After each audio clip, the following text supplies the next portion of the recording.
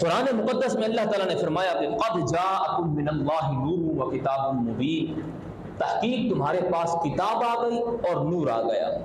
علامہ جلال الدین سیوطی اور دیگر جو ہے ائمہ مفسرین نے لکھا کہ نور سے مراد کیا ہے، ہوا نبی صلی اللہ علیہ وسلم، کہا کہ نور سے مراد محمد الرسول اللہ کی ذات ہے۔ اور نور کس چیز کو کہتے ہیں؟ نور کہتے ہیں کہ جو آ جائے اور پھر اندھیروں کو جو ہے وہ روشن و منور کرتا چلا جائے۔ نور کہتے ہیں کہ جو اندھیروں کو روشن کر دے۔ تو فرمایا کہ یہاں پر نور سے مراد محمد الرسول اللہ کی ذات ہے، کہ حضور صلی اللہ علیہ وسلم اللہ کی طرف سے بھیجے ہوئے ایک نور ہے۔ اب نور کی دو قسمیں ہیں، ایک نور حسی ہے، ایک نور عقلی ہے۔ نور عقلی کو نور معنوی بھی کہا جاتا ہے۔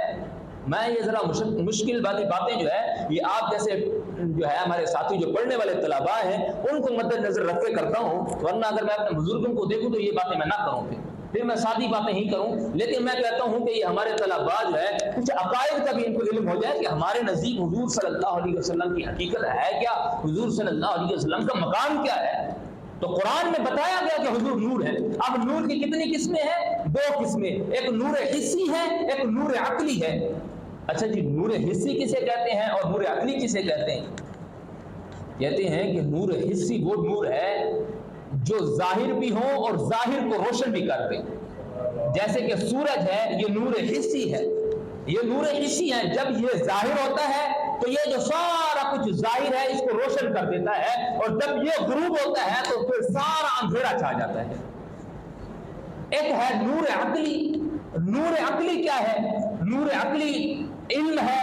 دیکھیں، ایک جاہل کا دماغ، ایک جاہل کا دل جو ہوتا ہے وہ اندھیروں میں مبتلا ہوتا ہے، لیکن جو ہی اس کے اندر علم آ جاتا ہے تو اس کے دل و دماغ کو روشن و منور کر دیتا ہے۔ ہاں جی، سمجھ آ رہی ہے میری بات؟ ایک نور حسی ہے، ایک نور عقلی ہے۔ نور حسی جو ظاہر کو روشن کر دے، اور نور عقلی جو ہے جو اندر کو روشن کر دے۔ لیکن قربان جو محمد رسول اللہ کی ذات پر کہ آپ نہ تو صرف نور حسی ہیں بلکہ نور عقلی ہونے کے ساتھ ساتھ نور حسی بھی آپ کے اندر پایا جاتا ہے اور نور عقلی بھی آپ کے اندر پایا جاتا ہے۔ یعنی کہ نور کی دو قسمیں ہیں اور دونوں قسمیں ہی حضور صلی اللہ علیہ وسلم کی ذات مقدسہ میں پائی جاتی ہیں۔ اب وہ کیسے؟ دیکھیں نا کہ عرب کے لوگوں کے دل کس قدر کالے ہو چکے تھے، دیکھیں نا ہمارے دل کس قدر کالے ہو چکے تھے، لیکن جب حضور آئے تو ہمارے دل روشن و منور ہو گئے۔ اچھا جی، یہ تو بات ہے کہ حضور آئے، ہمارے ذہنوں کو چمکا دیا، ہمارے باطن کو چمکا دیا، ہمارے باطن کو روشن کر دیا، یہ تو نور عقلی کی بات ہے۔ لیکن نور حسی کیا؟ نور حسی کا مطلب تو یہ ہونا چاہیے کہ جہاں حضور آئے وہاں روشنیاں پھیل جائیں۔ تو میں نے کہا تو اس کے اندر کون سی بعید بات ہے؟ کیا تم نے حضرت اما عائشہ کی وہ حدیث نہیں پڑھی کہ حضرت اما عائشہ صدیقہ رضی اللہ تعالیٰ عنہا فرماتی ہے کہ میں جناب والا سحری کا وقت تھا، صبح کا وقت تھا کہ میں کوئی کپڑا سلائی کر رہی تھی کہ اچانک جو ہے اندھیرا تھا، اندھیرے کے اندر میں نے اس کپڑے کو، ہاتھ میں کپڑا پکڑا تو سلائی ہو سکتی ہے، یا دیا جلا ہے ذرا اوپر جلا ہے تو پھر بھی جناب والا سلائی ہو سکتی ہے، لیکن اگر وہ سوئی نیچے گر جائے تو پھر وہ دیے کی روشنی سے جو اوجھل ہو گئی ہے اب تو وہ اندھیرے میں چلی گئی ہے۔ تو آپ فرماتی ہیں کہ جب وہ سوئی مجھ سے گری نا تو مجھے نظر نہیں آ رہی تھی، اب میں نے اس سوئی کو تلاش کرنے کی کوشش کی، اندھیرا تھا، مجھے سوئی نظر نہ آ رہی تھی کہ اتنے میں رسول کریم صلی اللہ علیہ وآلہ وسلم میرے حجرہ کے اندر تشریف لے آئے۔ فرماتے ہیں کہ رب کعبہ کی قسم جب حضور میرے حجرہ میں تشریف لے کر آئے، حضور کے چہرے سے اتنے انوار و تجلیات برس رہے تھے کہ حضور کی روشنی سے، حضور کے چہرے کی روشنی سے میں نے اپنی سوئی کو تلاش کر لیا۔ حضور صلی اللہ علیہ وآلہ وسلم کا چہرہ اتنا روشن تھا۔ جی اس صورت نو میں جانا کھاں، جانان کے جان جہان آکھاں، سچ آکھاں تے رب دی میں شان آکھاں، جس شان کو شانہ سب پڑے۔ بات کر رہی تھی کہ نور حسی و نور عقلی کی، کہ حضور صلی اللہ علیہ وآلہ وسلم کیا ہے، آپ جناب والا نور حسی بھی ہیں، نور عقلی بھی ہیں۔ اور نور حسی کے لیے، نور حسی کے لیے یہ ہے کہ وہ ہمیشہ رہ جائے، نور عقلی کے لیے بھی یہ ہے کہ وہ ہمیشہ رہ جائے۔ اور ہم یہ کہتے ہیں کہ حضور صلی اللہ علیہ وسلم جب سے تھے، جب تھے اور اب ہیں اور ہمیشہ رہیں گے۔ اب بعض لوگوں نے یہ نظریہ قائم کر لیا کہ حضور صلی اللہ علیہ وآلہ وسلم تو معاذ اللہ ختم ہو گئے، میں نے کہا کہ خدا کی قسم آج بھی اس دور کے اندر بھی، آج تو 14 صدیاں گزر گئی ہیں، اس دور کے اندر بھی حضور صلی اللہ علیہ وآلہ وسلم کا نور برابر چمک رہا ہے، جیسے 14 صدیوں پہلے آپ کا نور چمک رہا تھا، آج بھی اسی طرح چمک رہا ہے۔ اب آپ کیا ہے کہ چمک تو رہا ہے، ہمیں نظر تو نہیں آتا۔ میں نے کہا کسی اللہ والے کے چہرے کو دیکھ لو، علماء کو دیکھ لو، اور ان جو ہے مومنین کے قلوب کو دیکھ لو، ان کے دلوں کی طرف نگاہ ڈال دو کہ ان کے دل جو آج ایمان سے چمک رہے ہیں، کیا تمہیں نہیں لگتا کہ یہ مصطفیٰ کا نور ہے؟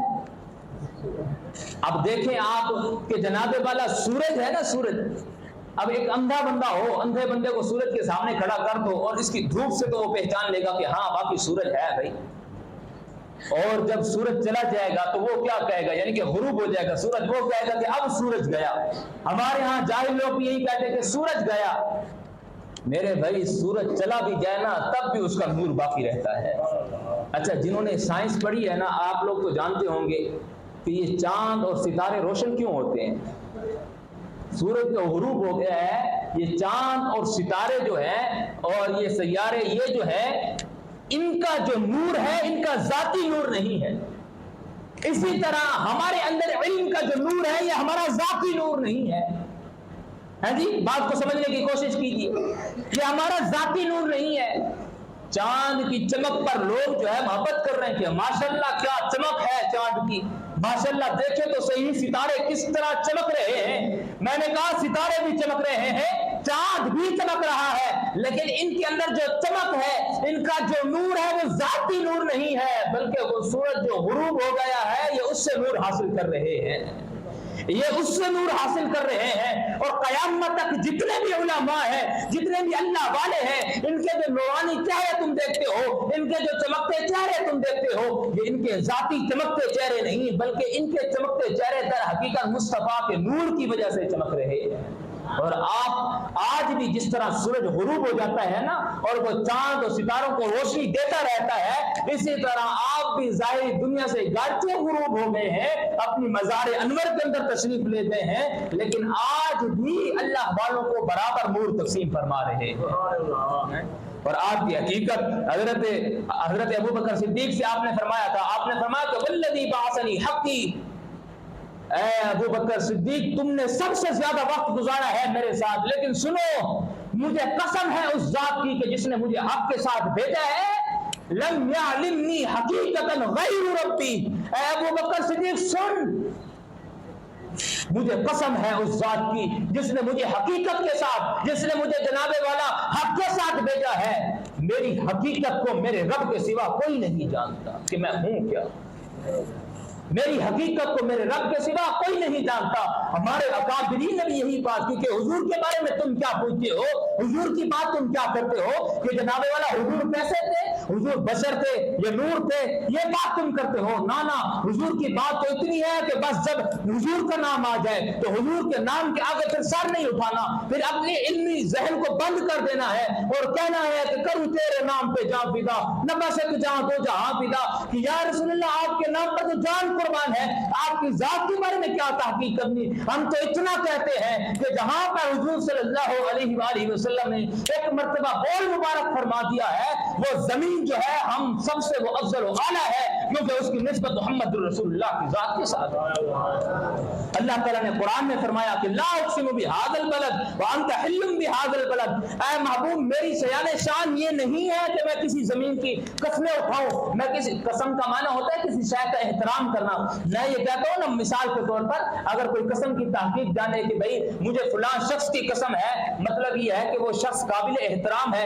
اللہ نے بھی فرمایا نا کہ مجھے جناب والا زمین کی قسم ہے، تو اس کا مطلب یہ ہے کہ زمین میرے نزدیک قابل احترام ہے، تو ساتھ یہ فرمایا کہ لا اقسم، میری شان یہ نہیں ہے کہ میں مٹی کا احترام کروں، میں مٹی کا احترام کروں، میری شان یہ نہیں ہے، لیکن میں مدینے کی مٹی کا ضرور احترام کرتا ہوں کیونکہ اس کی نسبت تیرے قدموں کے ساتھ جو ہے۔ حضور کی بات کیا کرتے ہو؟ ہمارے سرکی شاعر کہتے ہیں کہ محمد مصطفیٰ نور ازل دیگال کیا پوچھتی، محمد مصطفیٰ نور ازل دی گال، فرمایا کہ حضور محمد مصطفیٰ نور ازل سے جو نور تھے، ازل سے جو نور تھے، ہمیشہ سے جو نور تھے، ان کی بات کو کیا پوچھتا ہے؟ کیا پوچھتا ہے کہ وہ کیا تھے؟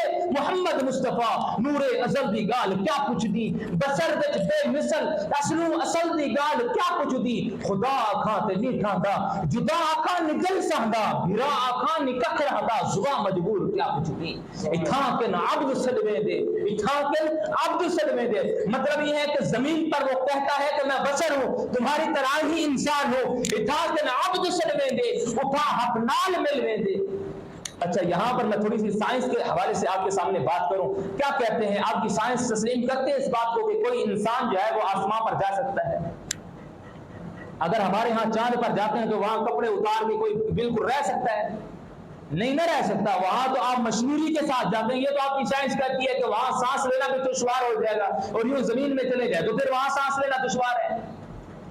اب کہتے ہیں حضور کی بات یار کیا پوچھتے ہو؟ اتھاں کے آپ سنوے دے، وہ تو کہتے ہیں میں یہاں پر بندہ ہوں، انسان ہوں، لیکن ہم جب نگاہ کرتے ہیں تو وہاں سے محلہ میں پہنچ جاتا ہے، اور حالانکہ انسان کی شان تو یہ نہیں ہے کہ وہ رب کے عرش پہ چلا جائے، کہ اگر انسان اللہ کے عرش پہ چلا جائے تو وہ تو سانس بھی نہیں لے سکے گا اور مر جائے گا، ختم ہو جائے گا۔ تو بات یہ ہے کہ اتھاں کے نام دوسرے میں دے، اتھاں حق نال مل میں دے، دماغوں کو چکر دیں دے، انہوں نے چال کیا پوچھتی حضور کے بارے میں کیا پوچھتے ہو؟ عبودیت کو رنگ لائس، الوہیت کو چمکائس، ہر ہر شان ٹھمکائس، انہاں دی چال کیا پوچھتی؟ اے دل ازلو ہے دیوانی، شراب حب دی مستانی، محمد یار وچ پانی، کرم دی بھال کیا پوچھتی؟ ان کا کرم کتنا ہے، ان کی نگاہ عنایت کتنی ہے، اس کے بارے میں ہم سے کیا پوچھتے ہو؟